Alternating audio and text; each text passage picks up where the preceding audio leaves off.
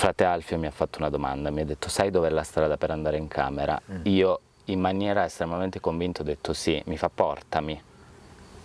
Ho sbagliato completamente. Qui abbiamo un'umanità spirituale, cioè che devota a una causa spirituale. Ti hanno dato tutta una serie di imbeccate da quel punto di vista lì. Anche questo discorso, la tua strada, è labirintico come percorso, quindi anche la diagonale come elemento che caratterizza questo percorso. E il cerchio, quando tu mi parlavi del trascinarsi, no? Questa cosa di quello che si trascinava nella chiesa. Forse quello è l'elemento per arrivare a terra. E questo rituale che comincia al chiuso, no? Quindi le direzioni, queste porte che si aprono e poi a un certo punto sprofondi realmente, proprio confrontandosi con le tue paure.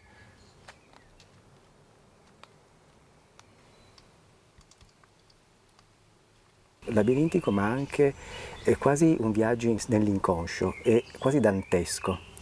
E dico dantesco perché hai 3 elementi che hai sottolineato molto bene e che sono proprio gli elementi dello sguardo, la testa che guarda la terra, l'orizzonte e il cielo. Già solo per questi 3 elementi, ci sono 3 elementi di ascesa.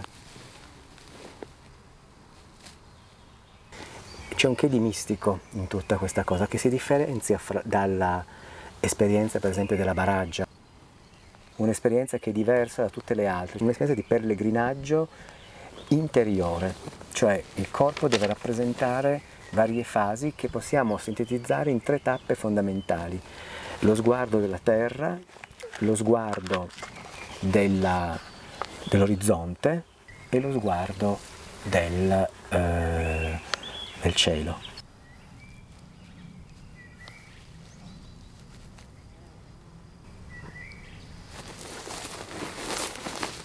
Perché tu praticamente per arrivare fuori fai un passaggio dentro, cioè prima di affrontare l'esterno hai tutto un percorso interno.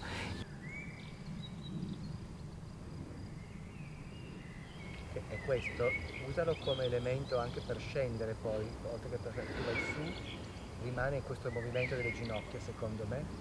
Fino a poi arrivare. Esatto.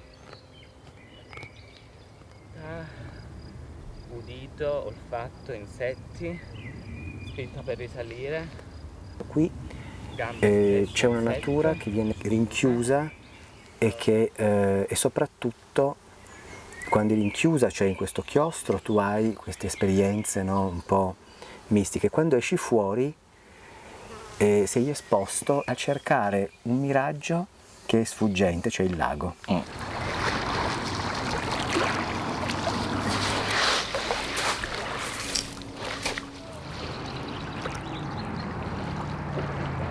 Ed è proprio un cammino quasi di un pellegrino, no? Un pellegrino alla ricerca di una verità, di questa cosa che deve raggiungere e che è sempre o perdi la strada e ritorni dal principio, oppure trovi un'uscita però vedi solo uno scorcio, non c'è mai quella possedere totalmente quel paesaggio, no?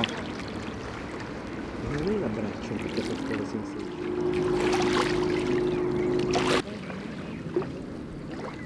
Dice, questa cosa dovrebbe venire.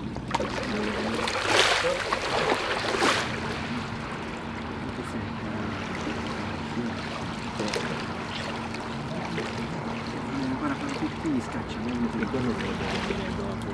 Quindi poi la finalità, questo.